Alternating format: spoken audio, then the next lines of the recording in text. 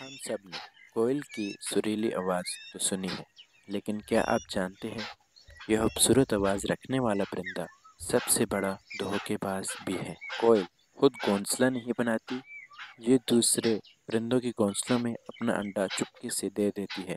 पैदाइश के फौरन बाद ये नन्हा सा बच्चा, जो अभी खुद भी कमज़ोर है, एक एक करके बाकी बच्चों को घोंसले से नीचे गिरा देता है, ताकि वो अकेला रहे और माँ बाप की सारी तवज्जो, सारा खाना सिर्फ उसे ही मिले।